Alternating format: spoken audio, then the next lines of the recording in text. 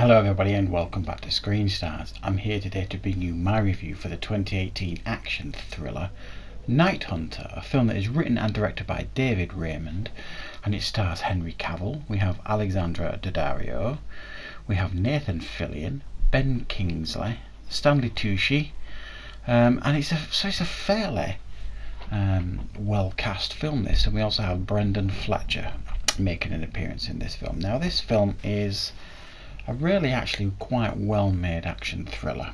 It's a sort of film that you might expect to see on Netflix or something like that, but it's a little bit of a cut above, and it focuses on Henry Cavill's character, who is a ex-SWAT member who is now like a police detective in the police department, and he's on the trail of a particularly sinister serial killer that he almost stumbles across, really. And he stumbles across this serial killer because Ben Kingsley's character plays like a vigilante, and he hunts down sexual predators and then castrates them and blackmails them so that they can't go to the police. However, the girl that he uses for bait gets taken by this serial killer.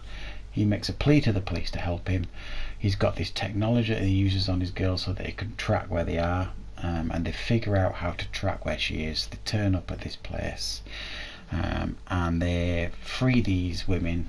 They discover that there's a lot of remains of dead women, and Brendan Fletcher, who plays Simon, appears to be the culprit, but he's almost like he's got learning disabilities almost. He doesn't seem to have the skills or knowledge to be able to do all these things, and he's making all these wild claims that he's got help from people like Santa Claus, all this kind of stuff. So it becomes a bit of a mystery, this film, because while Simon is being held by the police, the people on the case of this serial killer case suddenly start turning up dead. There are booby traps left at the house of police, and other people who are involved in the case are turning up dead or dying in explosions. So it's clear that Simon, the guy that got locked up, has certainly got help, and they've got to try and figure out who's helping him, who his accomplice is, before more people start going missing and dying, all that kind of stuff. So that's the kind of the story that we get here. Now I have to say, I was really quite impressed with this film. It falls into some familiar traps for a film like this, but it's almost like, the film, what was it, last year, year before, The Snowman with Michael Fassbender, a film that many of us were looking forward to that turned out to be utter tripe. Well, this is like a good version of that almost. It's in a winter setting. Henry Cavill plays a role you've not really seen him do very often before. He's a very gloomy, dark, brooding character here, very intense character. And you don't often see that from Henry Cavill before, apart from his dark Superman persona, I suppose. And it's a cleverly made film in a lot of ways, and it's very competently made.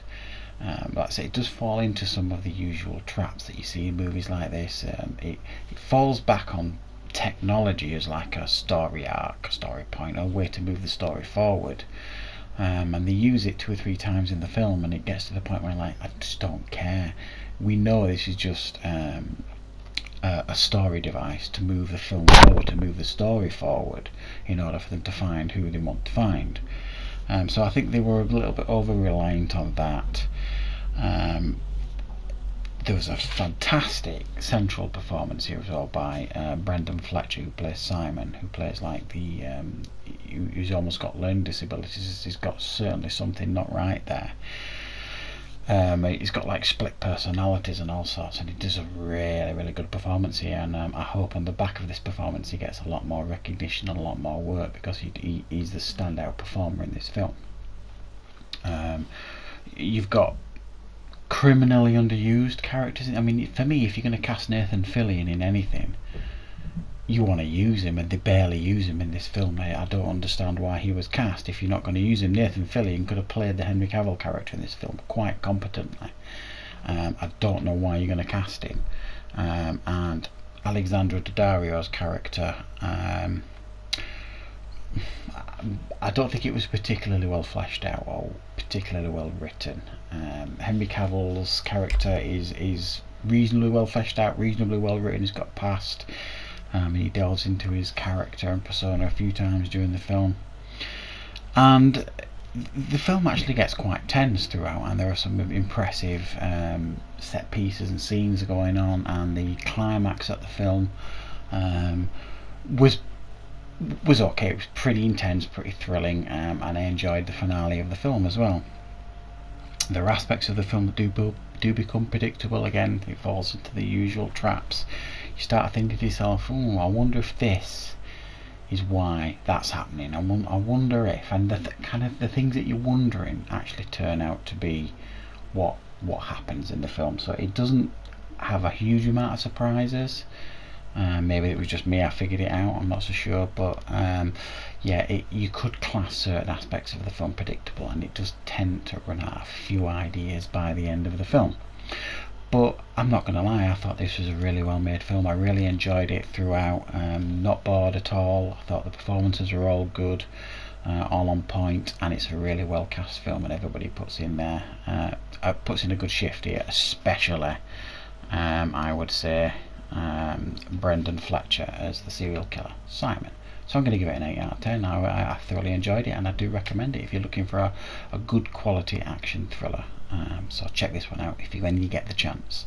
So that is my review for Night Hunter. I hope you enjoyed it. If you did, click the like button, and if you're new to the channel, don't forget to subscribe. Thanks for watching, everybody, and I'll see you next time on Screen Stars.